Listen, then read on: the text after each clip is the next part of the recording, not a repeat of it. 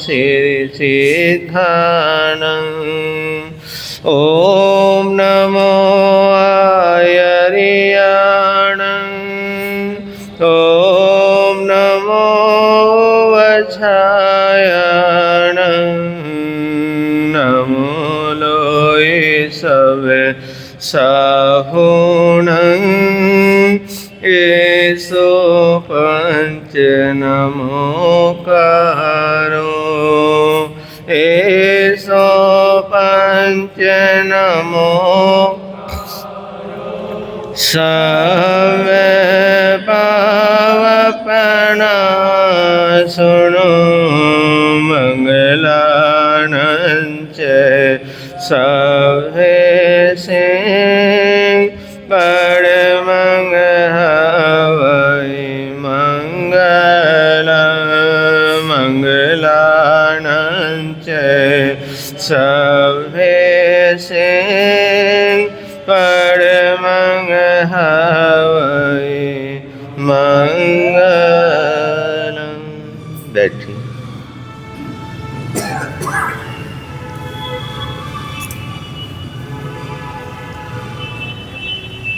स्वामी की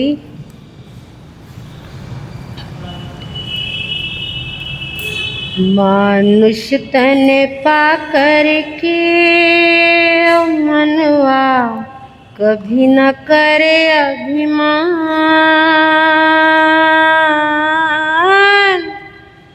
दिल में बसा ले भगवान। हो दिल में बसा ले भगवान। मानुष तन पाकर के मनवा कभी न करे अभिमान,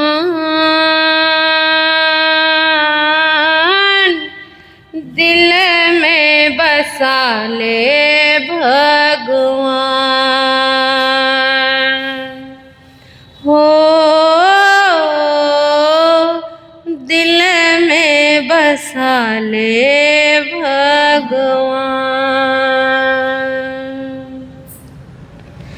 धन का भरोसा क्या कब लूट जाएगा, धन का भरोसा क्या कब लूट जाएगा, तन का भरोसा क्या कब छूट जाएगा, तन का भरोसा क्या कब छूट जाएगा। तू रह सबसे मिलजुल विनाशी, धन यौवन को भूल, बन जा तू सच्चा इंसान। हो बन जा तू सच्चा इंसान। मानुष तन पाकर के मनवा कभी न करे अभिमान, दिल में बसा ले भगवान। हो दिल में बसा ले भगवान।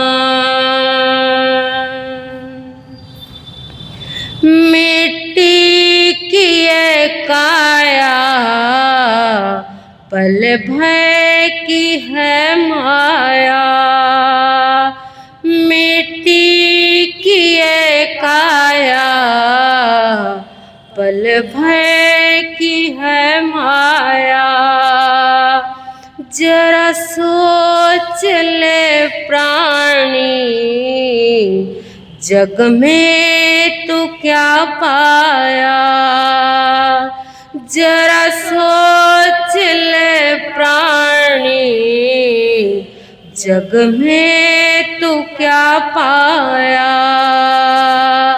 निज आत्म को पहचान, दीन दुखियों को कर ले दान, इसी से कहा ले तू महान हो, इसी से कहा ले तू महान। मानुष तन पाकर के ओ मनवा, कभी न करे अभिमान, दिल में बसा ले भगवान हो, दिल में बसा ले भगवान। संसार है सपना, क्यों मानता अपना, संसार है सपना, क्यों मानता अपना। कायम नहीं रहना, तुझे और क्या कहना, कायम नहीं रहना, तुझे और क्या कहना। तू गाले प्रभु गुणगान, भक्ति को मुक्ति सुख तू मान, इसी से तू पाले भगवान हो, इसी से तू पाले भगवान। मानुष तन पाकर के ओ मनवा, कभी न करे अभिमान, दिल में बसा ले भगवान हो, दिल में बसा ले भगवान हो, दिल में बसा ले भगवान।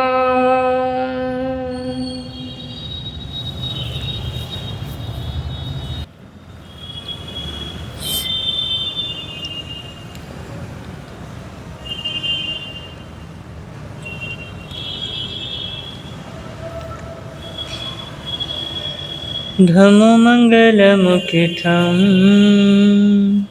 अहिंसा संयम तव, देवावितं नमं सन्ते जस धम्मे सयामनो।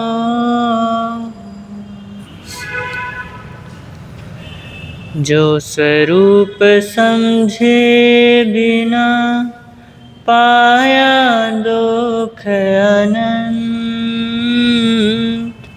जो स्वरूप समझे बिना, पाया दुख अनंत। समझाया वह पद नमन, श्री सद्गुरु भगवंत। समझाया वह पद नमन, श्री सद्गुरु भगवंत। सर्वप्रथम तिन्नाणम तार्याणम शासनेश प्रभु परमात्मा श्रमण भगवान महावीर स्वामी जी के पावन श्री चरणों में कोटिशा वंदन, कोटिशा नमन। समस्त गुरु भगवंतों के पावन से चरणों में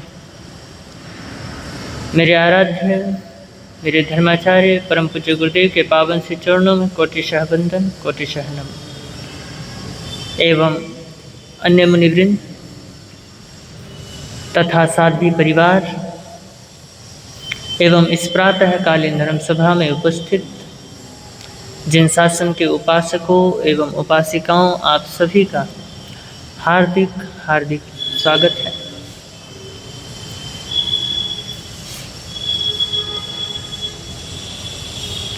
अभी आपके समक्ष मधुर गायिका महासाध्वी श्री पूर्णा जी महाराज साहब ने बड़े ही सुंदर भावों के साथ एक मधुर भजन आपके समक्ष प्रस्तुत किया और आप सभी ने उस भजन को सुना और ये तो पता नहीं आपने अपने जीवन में उतारा या नहीं उतारा है उन भावों को, लेकिन इस गीत के भावों को सुनकर कैसा लगता है कि कहीं ना कहीं कुछ तो क्या है, कमी है। कहा था ना, मनुज जन्म पाकर मनवा करना तू अभिमान, दिल में किसको बसा ले, दिल में बसा ले तू भगवान।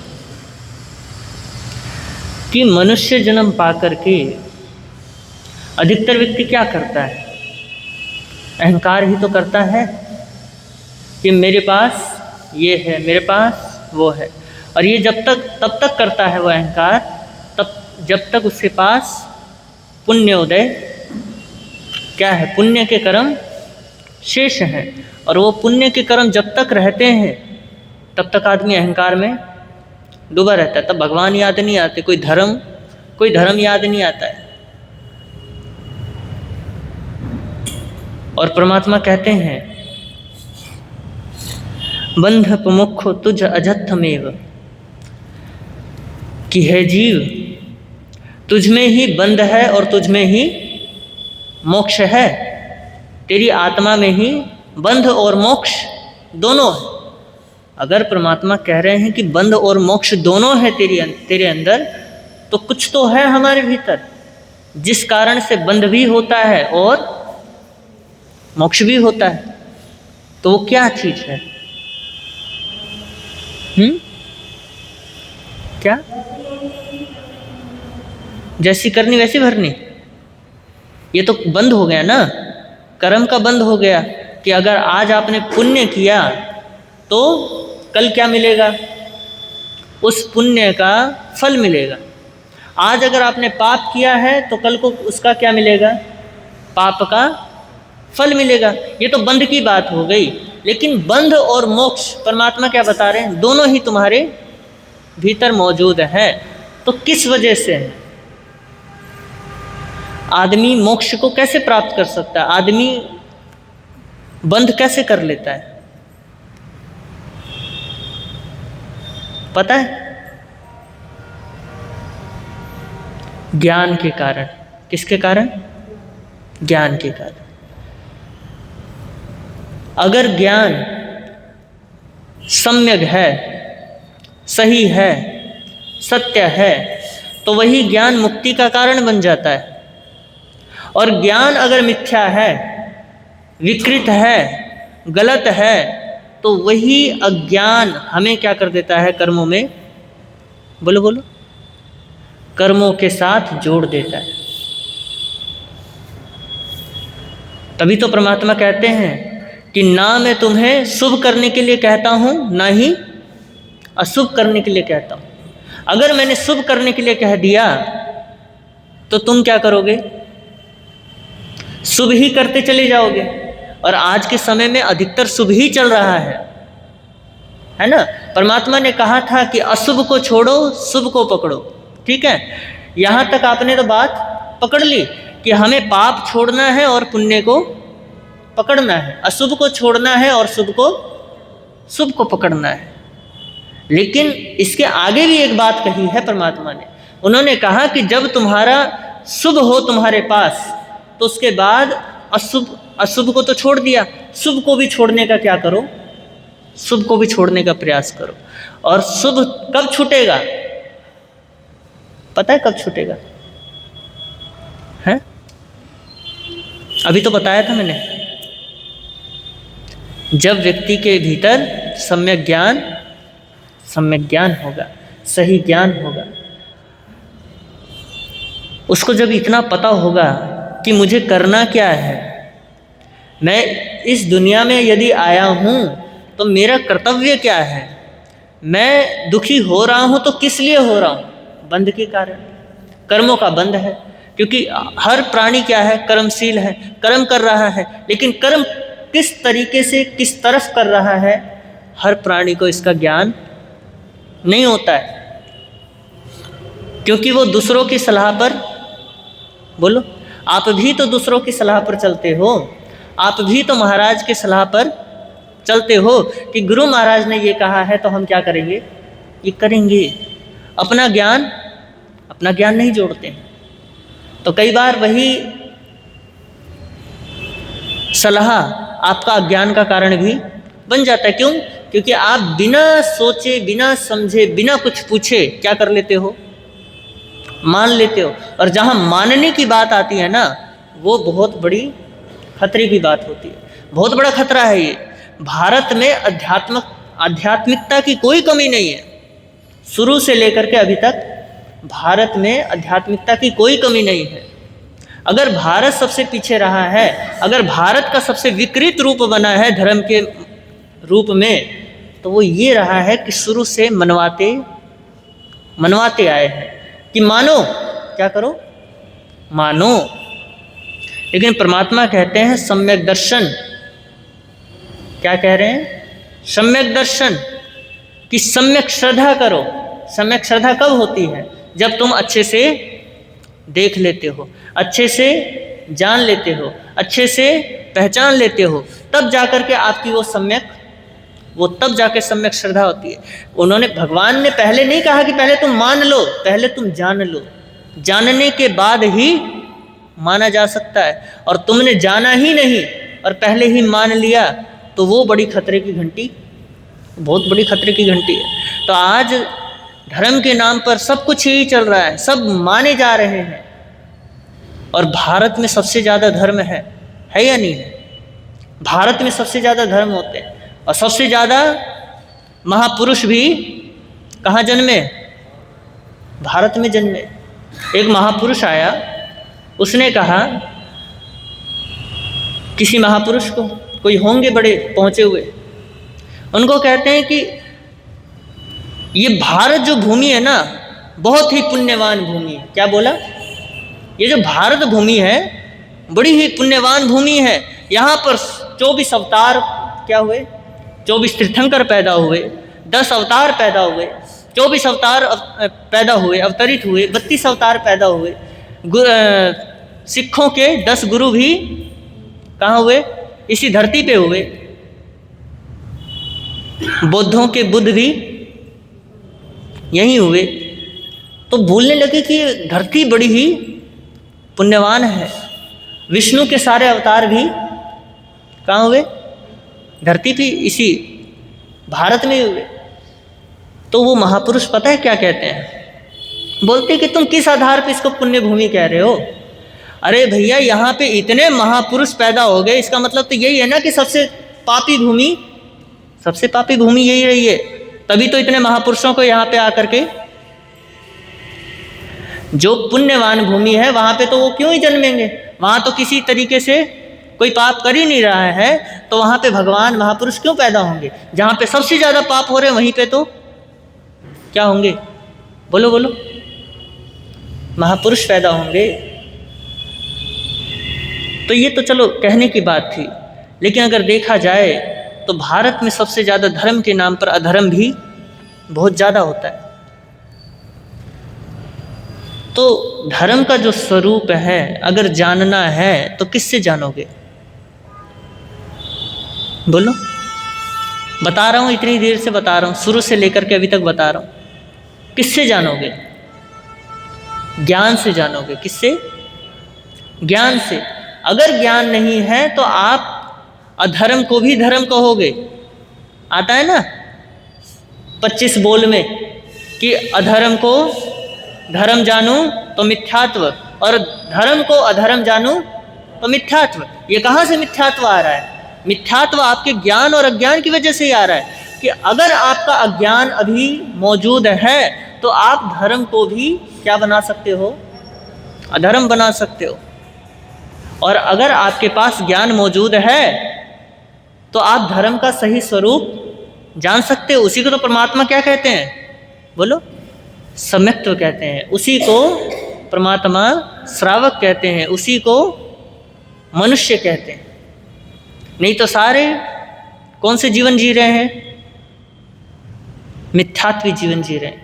और ऐसा मत समझना कि आप सभी अगर सामायिक करते हो, व्रत करते हो और भगवान महावीर को मानते हो तो आप सम्यक्त्वी हो गए। इससे कोई माप तोल नहीं होता है सम्यक्त्व का। सम्यक्त्व का व्यवहार से, स्वभाव से, व्यक्ति के गुणों से पता चलता है कि ये सम्यक्त्वी है या मिथ्यात्वी। सम्यक्त्वी वही होता है जिसके कषाय कम से कम हो। क्या होते हैं? जिनके कषाय कम से कम हो। और मिथ्यात्वी वो होता है जिसके कषाय सबसे ज़्यादा बढ़ते ही जा रहे हैं, कम नहीं हो रहे बल्कि बढ़ते ही जा रहे हैं।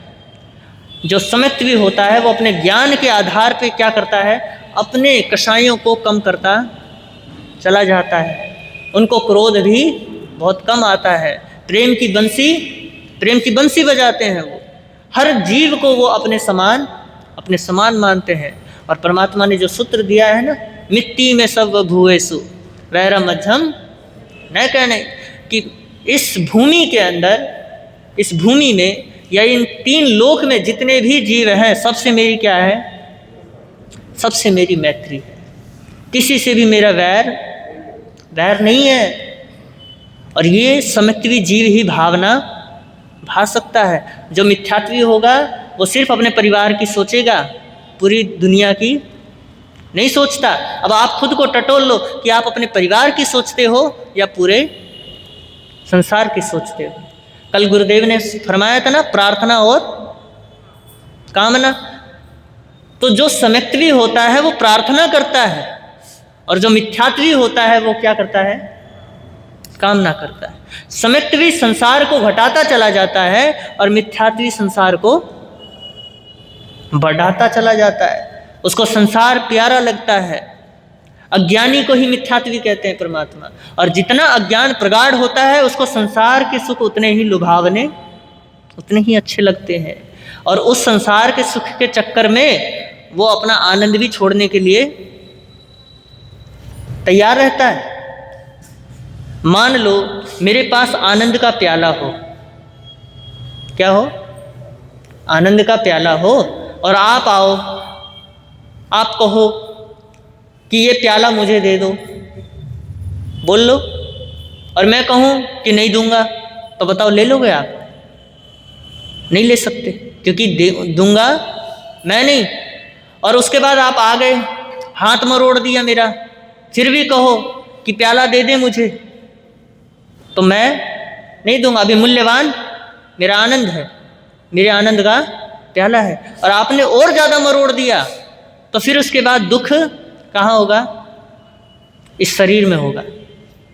और जब इस शरीर में होने लगेगा तो वो छोटे से सुख के लिए मैं क्या करूँगा? वो आनंद का प्याला, बोलो बोलो, दूंगा या नहीं दूंगा? और ये कौन से अवस्था में दूंगा? मुझे शरीर के सुख में क्या मिला? उस छोटे से सुख में, उस छोटे से सुख के लिए मैंने इतना बड़ा आनंद का प्याला क्या कर दिया? उसको सौंप दिया। तो वो मेरी अज्ञानता है या ज्ञानता है? बोलो, वो मेरी अज्ञानता है।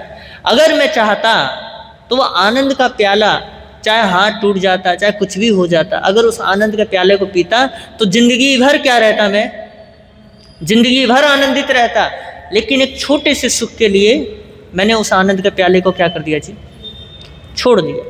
तो ये हमारी अज्ञानता है। और अज्ञानता के वशीभूत होकर के व्यक्ति धर्म को भी छोड़ देता है। और जितना व्यक्ति अपने मान्यता के साथ जुड़ा है, अपनी परंपरा के साथ जुड़ा है, अपनी धारणाओं के साथ जुड़ा है, और ये हमारी जो जैन धर्म के भीतर 4 संप्रदाय बन गए हैं। 4 संप्रदाय समझते हो ना, दिगंबर, तेरापंथ, मंदिर मार्गी और स्थानकवासी। और देख लीजिए, और ये 4 संप्रदाय ही नहीं हैं, दिगंबरों में भी 20 पंथी, 13 पंथी हैं। और 13 पंथ तो एक ही है, लेकिन 13 पंथ में भी अब क्या हो गया है, बहुत से संत अलग अलग हो गए, उनमें भी अलग अलग आचार्य हैं। स्थानक वासियों में आप चले जाओ, हमारे इसमें ही आ जाओ, श्रवण संघ अलग है, ज्ञान गच्छ अलग है, सुदर्शन संघ अलग है, गोंडल गच्छ अलग है, पता नहीं ना जाने कितने गच्छ हमारे स्थानक वासियों में भी बने पड़े हैं। और तो और मंदिर मार्गियों में चले जाओ, अलग अलग आचार्य भी आपको मिल जाएंगे। और ये सब कहाँ जाकर के ये अलग अलग हो रहे हैं, ये सब मिथ्यात्व के कारण ही अलग हो रहे हैं। क्यों? क्योंकि कषाय की वृद्धियाँ इतनी हो रही हैं, कषाय इतने बढ़ रहे हैं, क्रोध इतना आता है, अहंकार इतना बढ़ा हुआ है कि मेरा क्या चलना चाहिए, मेरी हुकूमत चलनी चाहिए, मैं भी कुछ हूँ, दूसरों को पता चलना चाहिए। अरे नहीं तो भगवान महावीर के कितने गणधर थे? बोलो, 11 गणधर थे। और 11 गणधरों के 11 गच्छ थे। और उसके बाद जब भगवान के 11 गणधरों में से 10 गणधर मुक्ति को चले गए, तो क्या उन 10 गणधरों के कोई पटधर बने? तो उनके शिष्य कहाँ गए सारे? बोलो बोलो, उन 11 गणधरों के शिष्य समुदाय कहाँ गए? सुधर्मा स्वामी के गण में सम्मिलित हो गए। और वो जब 11 गणधर थे तो ऐसा नहीं था कि वो एक दूसरे से मिलते नहीं थे, अलग अलग रहते थे कि भैया हमारे तो गुरु सुधर्मा स्वामी है, मेरे गुरु तो गौतम स्वामी है, मेरे गुरु तो प्रभात स्वामी है, तो मैं क्या करूँगा, अपने गुरु को ही पूजूंगा, मेरी चर्या इनसे नहीं मिलती है। अरे वो आपस में मिलते भी थे। और जब उनका निर्वाण हो गया, उनको मुक्ति मिल गई 10 गणधरों को, तो वो सभी पंचम गणधर श्री सुधर्मा स्वामी के गण में सम्मिलित हो गए।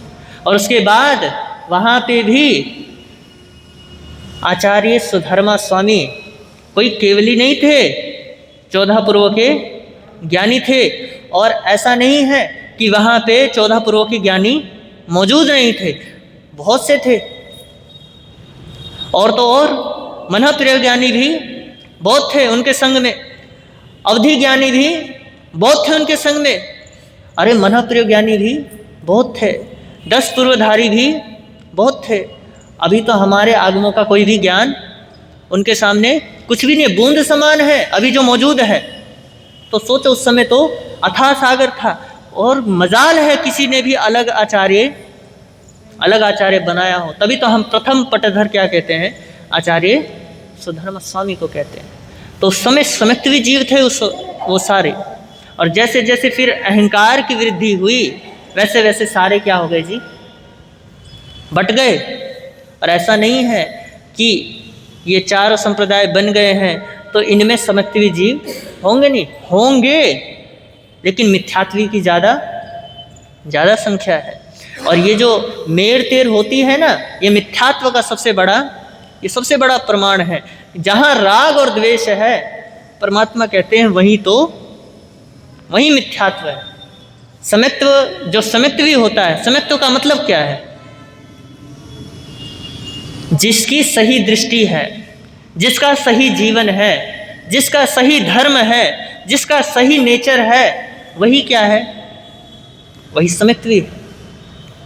सुगुरु को मानता है, सुधर्म को मानता है, सुदेव को मानता है, वही समित्वी है। अरिहंतो महदेवों का पाठ तो पढ़ते हो ना, अरिहंतो महदेवों का पाठ जब पढ़ाया जाता है तो आपको समित्व दिया जाता है कि आप इस पाठ से क्या करो, समित्व को प्राप्त करो। तो समित्व में यही सिखाया जाता है उसमें कि मेरे जो देव हैं, मेरे जो भगवान हैं, वो क्या हैं? वो अरिहंत हैं। और अरिहंत कौन होते हैं? जिनको ना किसी प्रकार का राग होता है, ना ही द्वेष होता है। तो मेरे ऐसे वीतराग परमात्मा क्या है? भगवान है। फिर क्या आते हैं? निर्ग्रंथ गुरु, जिनके भीतर राग और द्वेष की गांठें नहीं है। और सबसे ज़्यादा राग और द्वेष आज हमारे गुरुओं के भीतर है। तभी तो एक दूसरे के पाटे में बैठने के लिए तैयार नहीं होते हैं। कई तो ऐसे ऐसे महानुभाव होते हैं, ऐसे ऐसे महापुरुष होते हैं, कहते हैं कि पाटा तो हमारे निमित्त बना है, तो इस पाटे में भी बोलो नहीं बैठते हैं। अलग से क्या करते हैं, अलग से पाटा लेकर के आते हैं, अलग से मंगाते हैं, या कहीं किचन में पड़ा हो या कहीं उधर पड़ा हो तो उधर से मंगाते हैं।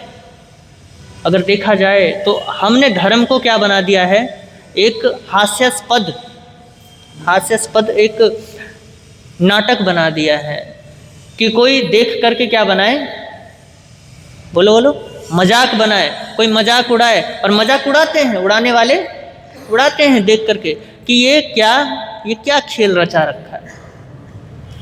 कहाँ तो एक जैसी चर्या होनी चाहिए थी, और यहाँ पे अनेक चर्या बना दी गई। अपने आप को अलग दिखाने के लिए व्यक्ति ने ना जाने क्या क्या अपने उस स्वार्थ को साधने के लिए, अपनी महत्वाकांक्षा को पाने के लिए अलग अलग क्रियाएं बदल दी, अलग अलग क्रियाएं बांट दी। फिर उसके बाद एक शब्द दे दिया कि हमारी समाचारी नहीं मिलती है। मैं किसी पे तंच नहीं कस रहा, मैं बस बता रहा हूँ कि ये अज्ञानता है, ज्ञानता नहीं है। समित्वी जीव जो अनेकांतवादी होता है, जो परमात्मा का जो अनेकांतवाद धर्म है, सिद्धांत है, समित्वी जीव ही निभा सकता है, एकांतवादी जीव नहीं निभा सकता है। जो समित्वी होगा वो कभी किसी की निंदा विशेष नाम लेकर के, विशेष संघ का नाम लेकर के, शास्त्र के आधार पे कभी भी किसी की निंदा नहीं करता है। जो मिथ्यात्वी होगा वही क्या करेगा, वो कोई शास्त्र नहीं पढ़ा रहा, वो अपना द्वेष निकाल रहा है आपके समक्ष कि देखो मैं क्या हूँ, मैं महान क्रियावान संत हूँ, और देखो तुम उनको, उन संघ में कैसे कैसे साधु बैठे हैं जो क्रिया नहीं पालते। तो ये शास्त्र नहीं पढ़ा रहे, वो तुम्हारे हाथ में शस्त्र पकड़ा रहे हैं। क्या पकड़ा रहे हैं, शस्त्र पकड़ा रहे हैं। कहाँ तो शास्त्र को शास्त्र की तरह क्या करना चाहिए था, जीवन में उतारना चाहिए था। तो मिथ्यात्वी के हाथ में अगर शास्त्र भी होगा ना तो वो भी शस्त्र बन जाता है। रावण में कोई कमी नहीं थी, रावण के पास किसी भी प्रकार की कमी नहीं थी। ज्ञान में कोई कमी थी नहीं थी, विद्वत्ता में कोई कमी नहीं थी, ऐश्वर्य में कोई कमी थी नहीं थी, धन वैभव दौलत सब कुछ था उसके पास, तीन लोक की संपदा थी उसके पास। लेकिन एक कषाय ने उसको क्या कर दिया, एक कषाय ने उसे मार दिया। और वो कौन सा कषाय था, अहंकार और लोभ। अहंकार जहां होगा वहां लोभ होगा ही होगा, ये तो निश्चित है। अहंकार और लोभ में कोई फर्क नहीं है, दोनों एक ही मानो। जहां अहंकार होगा वहां लोभ होगा, और जहां लोभ होगा वहां अहंकार न हो, ऐसा हो नहीं सकता है। तो रावण ने अहंकार किया तो सारा कुछ नाश हो गया। राम कोई पढ़े लिखे इतने, जितना रावण विद्वान था, जैसा आप सुनते हो, जैसा पढ़ते हो, उसमें यही तो बताया जाता है कि राम इतने कोई विद्वान नहीं थे जितना विद्वान रावण था। यहाँ तक कि ब्रह्मा भी रावण के पास आकर के कहते हैं कि पढ़ता था। तो आप ये सोचो कि जहाँ जो सबकी रचना करता है, संरचना करता है, तीन लोक बनाता है, वो खुद आकर के कहाँ पढ़ रहा है, किसके पास पढ़ रहा है, रावण के पास पढ़ रहा है। तो सोचो क्या विद्वत्ता रही होगी। लेकिन एक अहंकार ने उसको क्या कर दिया, मार दिया। तो रावण समित्वी जीव था, लेकिन उस वक्त फिर भी मिथ्यात्वी जीव कहलाया। क्यों कहलाया, बोलो क्योंकि उसके भीतर अथाह अहंकार था। क्योंकि आने वाले समय में वो क्या बनेंगे, तीर्थंकर बनेंगे। और कौन से क्षेत्र में बनेंगे, ऐरावत क्षेत्र में तीर्थंकर बनेंगे। और सीता गणधर बनेगी। तो आप देखो, ये सब छोड़ो बातें। तो बात कह मैं ये रहा था कि जहाँ पे कषाय की वृद्धि होती है वहाँ पे मिथ्यात्व जन्म ले ही लेता है।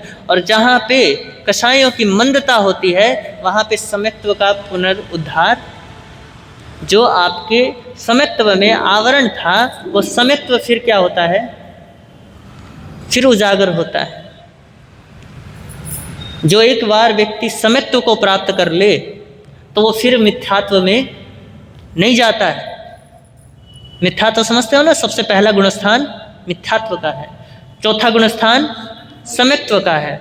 और वहाँ से अगर कोई व्यक्ति गिरता है तो सास्वादन गुणस्थान में ही जाता है। क्यों जाता है? क्योंकि मोहनीय कर्म की वजह से, किसके कारण से? राग और द्वेष के कारण से व्यक्ति सास्वादन गुणस्थान में चला जाता है, लेकिन मिथ्यात्व में नहीं जाता है। तो फिर वहाँ से फिर वापस विकास क्रम उसका प्रारंभ होता है। जो मरीचि का जीव था, जो भगवान महावीर के जीव थे, जब मरीचि के भाव में थे तो वो मिथ्यात्व में नहीं गए थे। वो कहाँ गए थे? क्योंकि नैसार के भाव में उन्होंने सम्यक्त्व प्राप्त किया, मरीचि के भाव में आकर के उन्होंने अहंकार किया, अहंकार की वजह से वो दूसरे गुणस्थान सास्वादन गुणस्थान में गए थे। और फिर जब विकास क्रम प्रारंभ हुआ तो एक एक गुणस्थान का विकास होता चला गया और फिर उसके बाद वो मुक्ति को प्राप्त कर गए।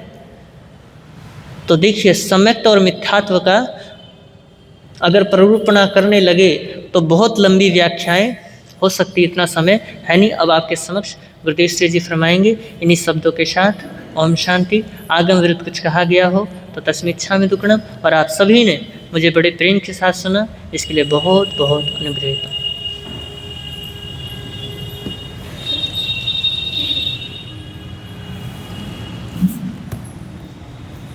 कर दे, बस ज़्यादा कर दिया।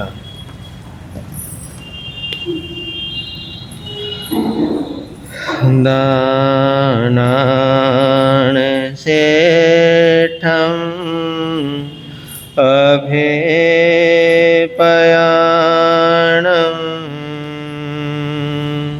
सचे सुवर्णवज्रं वयन्ते तवेशवा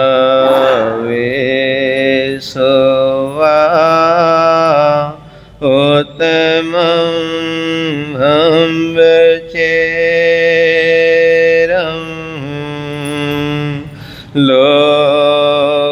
लोकोत्तमे समेणे नायपोते।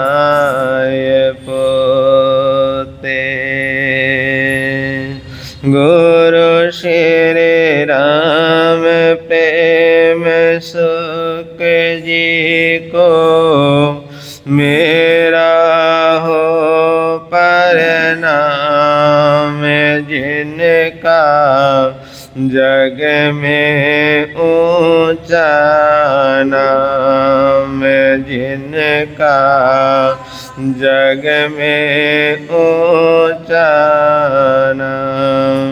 दीन के बंधु करुणा सिंधु, जप लो सुबह और शाम, जिनका जग में ऊंचा नाम, जिनका जग में ऊंचा नाम। सबसे पहले शासनपति शरमण भगवान महावीर स्वामी की सदाकार जय हो विजय हो। ध्यान योगी आचार्य सम्राट पूज्य श्री शिव मुनि जी महाराज साहब, जिन शासन गौरव पूज्य गुरुदेव श्री राम कुमार जी महाराज साहब, परम सेवा भावी पूज्य गुरुदेव श्री प्रेम सुख जी महाराज साहब, महाशरमण पूज्य गुरुदेव श्री सतीश मुनि जी महाराज साहब, संग रतन उपाध्याय परवर पूज्य गुरुदेव श्री रविंद्र मुनि जी महाराज साहब, इन सभी गुरु भगवंतों की सदाकार जय हो विजय हो। सशत बंदन तेजस्वनी अन्य संत वृंद, साध्वी परिवार उपस्थित, धर्म प्रेमी बंधुओं तथा माता बहनों, अभी अभी आप बड़ी आस्था के साथ, श्रद्धा के साथ तेजस्विनी जी के महाराज के मुखारबिंद से जिन वाणी का श्रवण कर रहे हैं, कुछ देर के लिए कुछ कहें, आपके समक्ष 2 लाइनें आप सभी बोलने का भाव रखेंगे। चाहे सुबह हो चाहे शाम हो, मेरे मुख पे प्रभु का नाम हो। चाहे सुबह हो चाहे शाम हो, मेरे मुख पे प्रभु का नाम हो। नाम प्रभु का है अति प्यारा, मन मंदिर में करे उजारा। नाम प्रभु का है अति प्यारा, मन मंदिर में करे उजियारा। भव जल से है तारण हारा, कर ले अपना वारा न्यारा, वारा न्यारा। चाहे सुबह हो चाहे शाम हो, मेरे मुख पे प्रभु का नाम हो। चाहे सुबह हो चाहे शाम हो, मेरे मुख पे प्रभु का नाम हो। दुनिया है एक रैन बसेरा, क्यों करता है मेरा मेरा। दुनिया है एक रैन बसेरा, क्यों करता है मेरा मेरा।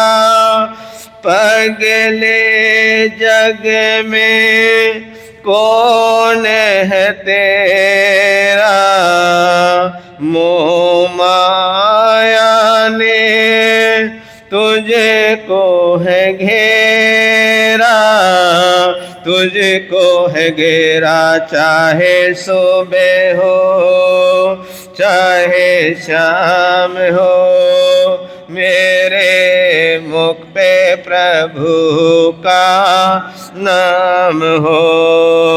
चाहे सुबह हो चाहे शाम हो, मेरे मुख पे प्रभु का नाम हो।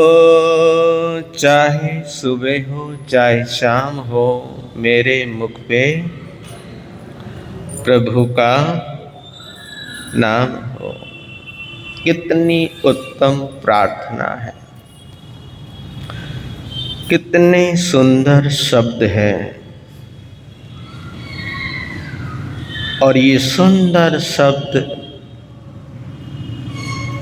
ये ऐसे ही नहीं आ जाती, जब हम अंदर से सुंदर होते हैं, है ना। जब हम अंदर से सुंदर होते हैं। देखिए, आज बाहरी सौंदर्य पे तो जोर दे जा रहा है। बाहर का जो सौंदर्य है, उस सौंदर्य पे तो हम क्या करते हैं, उस सौंदर्य को अपने बाहर के सौंदर्य को बढ़ाने के लिए पता नहीं क्या क्या करते हैं, है ना। कई तरह की साबुन है, कई तरह का केमिकल है, अपने सौंदर्य को, अपने शरीर को चमकाने के लिए पता नहीं आदमी क्या क्या साधन अपनाता है। सुंदर सुंदर कपड़े पहनता है, लेकिन सोचिए, चिंतन कीजिए, मनन कीजिए। मैं आपको ये नहीं कह रहा कि तुम अपने शरीर को चमकाओ मत, चमकाओ, कोई बात नहीं, ऐसी बात नहीं है। शरीर की शुद्धि के लिए कोई मनाही नहीं है। जैसे परमात्मा कहते हैं ना, भगवान कहते हैं कि तुम संसार में रहो, संसार में रहने के लिए तुम्हारे को कोई मनाही नहीं है। बोलो, कभी परमात्मा ने कहा कि तुम संसार में मत रहो? ऐसा कभी आपने सुना, ऐसा कभी आपने पढ़ा प्रभु की वाणी में कि तुम संसार में मत रहो? प्रभु ने ऐसा कुछ नहीं कहा। परमात्मा ने तो ये कहा कि तुम संसार में तो रहो, लेकिन संसार तुम्हारे अंदर, बोलो, संसार तुम्हारे अंदर नहीं होना चाहिए। कहाँ नहीं होना चाहिए?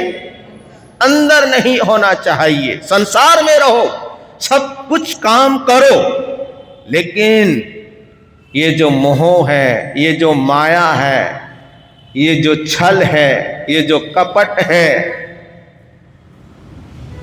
जिसको हम अपने अंदर क्या कर लेते हैं, अपने अंदर बसा लेते हैं। अंदर भी है ना, जैसे बड़ौत नगरी है ना, ऐसे ही अंदर एक क्या है, अंदर भी नगरी है। क्या है अंदर भी नगरी है ना जी। एक आत्म नगरी है और एक दूसरी नगरी है। आत्म नगरी के अंदर कोई भेदभाव की वस्तु नहीं होती। आत्म नगरी के अंदर कोई राग और द्वेष की भावना नहीं होती है। आत्म नगरी के अंदर कोई छोटे और बड़े की बात होती ही नहीं है, क्योंकि जो अपनी आत्मा में टिक गया, जो अपनी आत्मा में स्थिर हो गया, तो फिर उसको कुछ लेना देना ही नहीं। फिर उसको क्रोध आ ही नहीं सकता, फिर उसको अहम आ ही नहीं सकता, उसको अहंकार आ ही नहीं सकता। तो परमात्मा ने कहा कि तुम संसार में रहो, लेकिन संसार तुम्हारे अंदर नहीं होना चाहिए। इसीलिए इसी तरह ठीक है, तुम सौंदर्य को चमकाओ, लेकिन उसके साथ साथ मन का सौंदर्य भी क्या होना चाहिए? मन का सौंदर्य भी बढ़ना चाहिए, मन का सौंदर्य भी चमकना चाहिए, मन के सौंदर्य के अंदर भी सुंदरता आनी चाहिए। क्योंकि भैया ये जो भाव है, हमारे भाव पर बहुत कुछ क्या है, बहुत कुछ टिका हुआ है। और ये हमारा जो धर्म है, हमारा ये जो निज धर्म है, हमारा ये जो जिन धर्म है, ये किस पे टिका हुआ है? बोलो, भावों पे टिका हुआ है। और इसलिए परमात्मा ने बार बार हमारे को चेताया है, परमात्मा ने बार बार हमारे को कहा है कि अपने भावों पर निगरानी रखिए। किस पर निगरानी रखिए? है ना, निगरानी रखते हो ना आप, निगरानी बहुत रखते हो। हर किसी के ऊपर निगरानी, हर किसी के ऊपर निगरानी रखते हो। यहां तक संतों के ऊपर भी क्या रखते हैं हम? संतों के ऊपर भी निगरानी रखते हैं, दुनियादारी के ऊपर निगरानी रखते हैं, धन दौलत के ऊपर निगरानी रखते हैं, हर चीजों के ऊपर निगरानी रखते हैं। लेकिन कभी सोचा, कभी चिंतन किया कि अपने जो भाव है, अपने अंदर जो भाव है, उन भावों पर भी क्या रखनी है? निगरानी रखनी है। निगरानी इसलिए रखनी है, क्यों रखनी है? कि कहीं हमारे भाव बिगड़ तो नहीं रहे, कहीं हमारे भावों के अंदर विकृति तो नहीं आ रही है, कहीं ऐसा तो नहीं है। क्योंकि परमात्मा ने कहा कि इन भावों के द्वारा आप नरक में भी जा सकते हो और इन्हीं भावों के द्वारा आप स्वर्ग में भी जा सकते हो। इन्हीं भावों के साथ आप कर्मों के बंधन भी क्या कर सकते हो? तोड़ सकते हो। और इन्हीं भावों के साथ आप पुण्य का भी उपार्जन कर सकते हो। भावों के अंदर बड़ी ताकत होती है। वो आपने सुना होगा ना, ऐसी बात नहीं कि आपने नहीं सुना होगा। प्रसन्न चंद्र राज ऋषि, वो दृष्टांत सुना होगा ना आपने। और संत आपको क्या करते हैं? संत आपको सुनाते हैं और आप भी क्या करते हो? आप भी सुनते हो। ऐसी बात नहीं है, सुना होगा मेरी बहनों, सुना होगा आपने। प्रसन्न चंद्र राज ऋषि, जिन्होंने सब कुछ क्या कर दिया? सब कुछ त्याग दिया, सब कुछ छोड़ दिया। महल, पत्नी, बच्चे, धन दौलत, पूरा का पूरा वैभव क्या कर दिया? त्याग दिया, छोड़ दिया। और छोड़कर कहां पर आ गए? बोलो। जंगल में पहुंच गए। सब कुछ छोड़ दिया और जंगल में जाकर क्या करने लगे? साधना करने लगे। साधना में क्या हो गए? साधना में रत हो गए, साधना में जुट गए, आराधना में जुट गए। और यहां तक शरीर के ऊपर एक वस्त्र तक भी नहीं, कुछ नहीं, कोई परिग्रह नहीं। उसी वक्त, उसी समय भगवान महावीर का क्या होता है?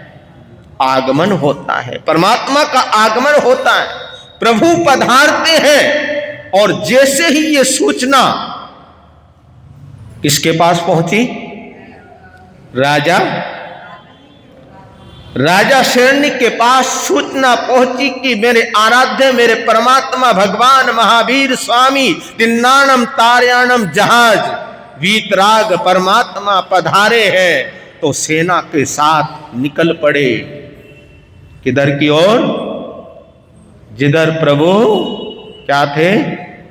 जिधर प्रभु महावीर विराजमान थे, उधर की ओर निकल पड़े। रास्ते में क्या देखा कि एक ऋषि क्या कर रहे हैं? साधना कर रहे हैं, साधना में खड़े हुए हैं, साधना में रत हैं। उनके त्याग को देखकर, किसको देखकर?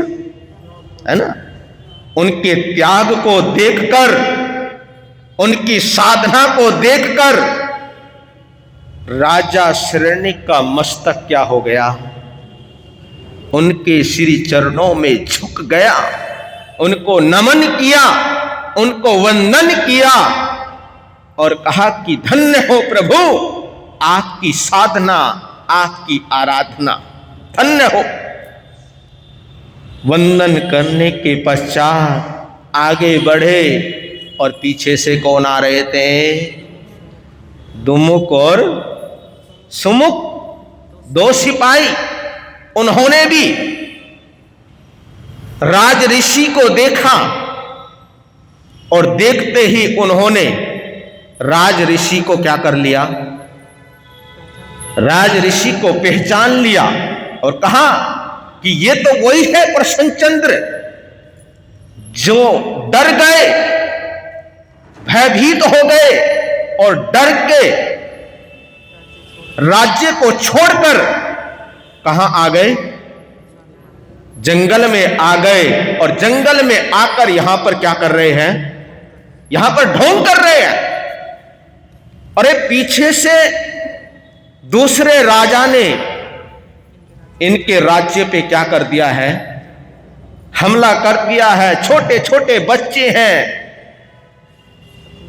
पत्नी हैं, उनको हड़पने के लिए, उनको मारने के लिए, राज्य को छीनने के लिए दूसरे राजा ने क्या कर दिया है, हमला कर दिया है। और ये यहां पर क्या कर रहे हैं, ये यहां पर ढोंग कर रहे हैं। ये शब्द किनके कानों में पड़े, प्रसन्नचंद्र राज ऋषि के कानों में ये शब्द पड़े। और जैसे ही ये शब्द अंदर गए, एकदम से मन विचलित हो गया। कहां तो साधना में क्या थे, साधना में रत थे। क्या बात, मन भटका और सोचने लगे कि कौन है वो राजा जो मेरे राज्य को क्या करना चाहता है, मेरे राज्य को छीनना चाहता है। वो तो कहकर चले गए। और उधर देखिए परमात्मा के चरणों में, महावीर के चरणों में राजा शरण्यक पहुंचते हैं, वंदन किया, नमन किया। संक्षेप में आपको सुना रहा हूं क्योंकि समय आपका हो रहा है। वंदन किया, नमन किया और नमन करने के पश्चात राजा शरण्य कहते हैं कि हे प्रभु, जब मैं रास्ते से आ रहा था, कहां से, जब मैं रास्ते से आ रहा था तो मैंने क्या देखा, एक ऋषि, एक संत, एक मुनि साधना में क्या थे, साधना में रत थे। तो प्रभु अगर वो काल करते हैं, अगर वो इस समय वो क्या करते हैं, अगर इस समय वो काल करते हैं, अर्थात अगर वो इस समय मृत्यु को प्राप्त होते हैं, तो कौन सी गति में जाएंगे, बोलो जी। जो संत होते हैं, जो मुनिराज होते हैं, उनके लिए दो ही गति बतलाई है। संतों के लिए दो गति बतलाई है। कौन सी है? हाँ, यह तो देवलोक और या फिर मोक्ष, ये दो गति बतलाई है संतों के लिए। लेकिन राजा शरण्यक ने कहा कि परमात्मा अगर वो इस समय काल करते हैं तो कहां जाएंगे। तो भगवान ने कहा कि हे शरण्यक, अगर वो इस समय काल करते हैं तो वो पहली नरक में जाएंगे। अरे राजा शरण्यक तो भौचंके हो गए, सोचने लगे कि परमात्मा कह क्या रहे हैं। फिर थोड़ी देर के बाद कहा कि वो दूसरी नरक में जाएंगे। थोड़ी देर के बाद तीसरी, चौथी, पांचवी, छठी और सातवीं नरक, सातवीं नरक में जाएंगे। राजा शरण्यक पूछने वाला ही था, क्या करने वाला था, पूछने वाला ही था। इतने में भगवान बोले कि हे शरण्यक, प्रसन्नचंद्र राज ऋषि को केवल ज्ञान हो गया। क्या हो गया, केवल ज्ञान हो गया। अरे राजा का तो दिमाग क्या हो गया, दिमाग ही चकरा गया। राजा तो हिल गया कि भगवान कह क्या रहे हैं। अभी तो कह रहे थे कि पहली नरक, दूसरी नरक, तीसरी नरक, चौथी नरक, पांचवी, छठी और सातवीं। भगवान तो कहीं रुक ही नहीं रहे, भगवान तो कहीं ठहर ही नहीं रहे। तो राजा शरण्यक के भाव समझ गए। परमात्मा कहा कि शरण्यक, तुम ये सोच रहे हो कि मैं कहीं रुक नहीं रहा, कहीं मैं ठहर नहीं रहा। इसी तरह, इसी प्रकार वो ऋषि भी रुक रुक नहीं रहे, वो ऋषि भी ठहर नहीं रहे। पहली नरक, दूसरी, तीसरी, चौथी नरक। कहा कि सैनिक, जब तुम आ रहे थे, तुम्हारे पीछे जो तुम्हारे 2 सिपाही थे, उन्होंने कुछ कहा और वो शब्द उनके कानों में पड़े, और वो कानों में जैसे ही शब्द पड़े तो मन क्या हो गया? मन विचलित हो गया। मन के अंदर द्वेष की भावना आ गई और कहा कि कौन है वो राजा जो मेरे राज्य को हड़पना चाहता है? कौन है वो राजा जो मेरे बच्चों को मारना चाहता है? तो अंदर ही अंदर क्या चलने लगा? युद्ध होने लगा। 1 को मारा, 2 को मारा, 3 को मारा, पूरी की पूरी सेना क्या कर दी? मन ही मन युद्ध चल रहा है। क्या चल रहा है? मन ही मन युद्ध चल रहा है। पूरी सेना खत्म कर दी। अब बचा है राजा, बचा है, राजा को मारना है, लेकिन हथियार नहीं है। सिर के ऊपर हाथ गया। किसके ऊपर? सिर के ऊपर हाथ गया। किस लिए? मुकुट उतारने के लिए, कि अब मैं इस दुश्मन राजा को अपने मुकुट से क्या करूंगा? अपने मुकुट से मारूंगा। जैसे ही सिर के ऊपर हाथ पड़ा तो सिर के ऊपर तो भैया मुकुट तो क्या, एक बाल भी नहीं थे। ओ ये क्या? ये मेरे से क्या हो गया? अरे मैं तो सब कुछ पीछे क्या कर आया था? मैं तो छोड़कर आ गया था, मैं तो त्याग करके आ गया था, और ये मेरे से क्या हो गया? उसी समय भाव दशा बदली। क्या बदली? भाव दशा बदली। मन पवित्र हुआ, हृदय शुद्ध हुआ, और अपनी आत्मा में वापस स्थिर हो गए, अंदर आ गए, आत्मा में डूब गए। राग और द्वेष खत्म हो गया, और जैसे ही अंदर डूबे तो उनको केवल ज्ञान हो गया। तो मैं आपको बतला रहा था भैया, जो आज हम इतना जोर देते हैं ना क्रिया के आधार पर।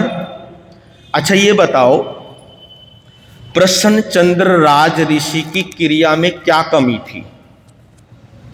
बड़ौत वालों, क्या कमी थी? तन पे कोई वस्त्र नहीं था, है ना? हमारे पास तो क्या है? हमारे पास तो वस्त्र भी हैं। दिगंबर मुनि धन्य हैं, जो त्याग तो त्याग ही होता है। उनके पास कोई वस्त्र नहीं होता। हम उनको नमन करते हैं, उनके त्याग को हम प्रणाम करते हैं। उनके पास कोई वस्त्र तक नहीं था। जंगल में खड़े हुए हैं, नंगन अवस्था में खड़े हुए हैं, ना कोई पास में है, अकेले खड़े हुए हैं। बोलो, क्रिया में कोई कमी थी? कोई कमी नहीं थी क्रिया में, लेकिन फिर भी उन्होंने नरकों के बंधन क्या कर लिए थे? नरक के बंधन बांध लिए थे, है ना? तो मैं आपको यही बतला रहा हूं कि भैया ये जो हमारा धर्म है, जिन धर्म है, ये किसके ऊपर टिका हुआ है? ये भावों के ऊपर टिका हुआ है ना? क्रिया करते रहो और अंदर द्वेष भाव हो, है ना? हमारी क्रिया ऊंची, इसकी क्रिया नीची, है ना? जहां पर ये भाव आ गए कि हमारी क्रिया ऊंची और इसकी क्रिया नीची, तो समझ लो अभी तुम्हारे अंदर संयम नहीं आया। क्योंकि भैया कल्याण अगर होगा तो किससे होगा? हैं? भाव से होगा, संयम से होगा। कल्याण क्रिया से नहीं होता।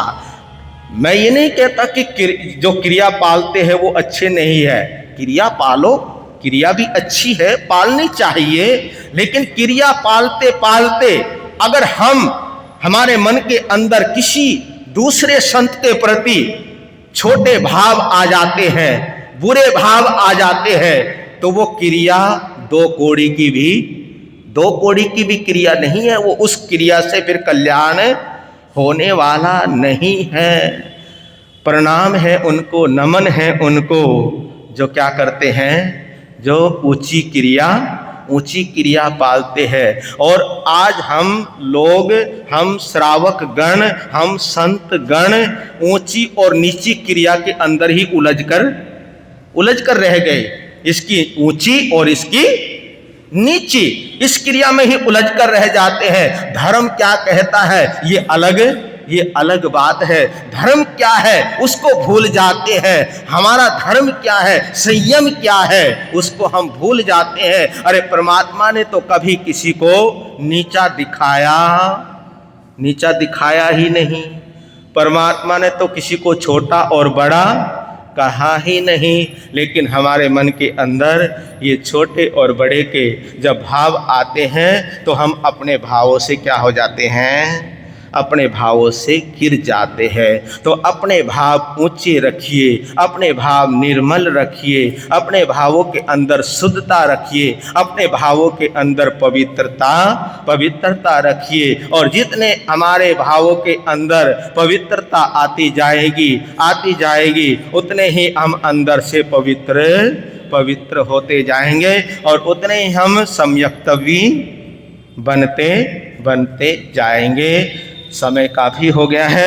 वीर नाम के हीरे मोती, गुरु नाम के हीरे मोती, प्रभु नाम के हीरे मोती मैं बिखराऊं गले गले। ले लो रे कोई राम का प्यारा, शोर मचाऊं गल। ले लो रे कोई गुरु का प्यारा, शोर मचाऊं गले गले। दौलत के दीवानों सुन लो, एक दिन ऐसा आएगा, धन दौलत और महल खजाना यहीं पड़ा रह जाएगा। अरे धन दौलत और महल खजाना यहीं पड़ा रह जाएगा। सुंदर काया मिट्टी बनेगी, सुंदर काया मिट्टी बनेगी, चर्चा होगी गले गले। ले लो रे कोई राम का प्यारा, शोर मचाऊं गले गले। ले लो रे कोई गुरु का प्यारा, शोर मचाऊं गले गले। जिसने ये सब मोती लूटे वो तो माला माल हुए। दौलत के जो बने पुजारी आखिर वो कंगाल हुए। अरे दौलत के जो बने पुजारी आखिर वो कंगाल हुए। सोना चांदी वालों सुन लो, लोहे कपड़े वालों सुन लो, अरे बड़ोते वालों सुन लो, बात सुनाई खरे खरे। ले लो रे कोई राम का प्यारा, शोर मचाऊं गली। ले लो रे कोई गुरु का प्यारा, शोर मचाऊं गले गले हो। शोर मचाऊं, शोर मचाऊं, शोर मचाऊं गले गले। आज का नियम रहेगा कि आज आपने एक काम करना है कि कोई भी वस्तु, किसी भी वस्तु को आपने लात नहीं मारनी। क्या नहीं करनी है ना? लात से, पैरों से नहीं हटाना। कई बार आदत होती ना हमारी पैरों से हटा देना। और दरवाजा भी कई बार हम किससे खोलते हैं, है ना? लात से खोलते हैं। अरे जब भैया तुम्हारे को हाथ मिले हैं तो हाथ का क्या करो, हाथ का उपयोग करो। तो किसी भी वस्तु को पैर से नहीं हटाना आज का ये नियम रहेगा। नियम पाणंग बोश्रे। आज किसी का एकाशने का पचकण पाचन अनर्थना भोगनम से कर्णम देवकुतरम की साक्षी से पाणंग बोश्रे। किसी का आयम्बेल, किसी का उपवास, तपस्या करने वालों को बहुत अच्छा, अति उत्तम। और आपके शहर में नहीं, मंडी में, है ना? ये मंडी का स्थानक है और इधर शहर का स्थानक है। तो आपके मंडी स्थानक में आए हुए हमारे को कितने दिन हो गए? 5 दिन हो गए, 6 दिन हो गए, है ना जी? तो 5 प्रवचन आपके यहाँ पर रहे और आपने जो स्नेह दिया, आपने जो प्यार प्रेम दिया और आप जो प्रवचन में आप लगातार आते रहे, इसके लिए आप मैं सभी की अनुमोदना करता हूं। आप सभी के लिए मंगल कामनाएं, मंगल भावनाएं भाता हूं।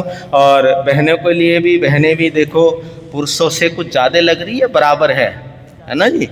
तो बहनों को भी बहुत बहुत धन्यवाद। जो भी आया है, हमारी सुश्राविका इंद्राणी जैन जी, है ना? मैं तो इनको पहले से ही जानता हूँ, काफ़ी सालों से जानता हूँ। और हमारे DK जैन साहब बैठे हुए हैं, मुखवस्त्रिका लगा के समाई कर रहे हैं। मैं इनको जानता हूँ, लेकिन ये नहीं जानते, ये अलग बात है।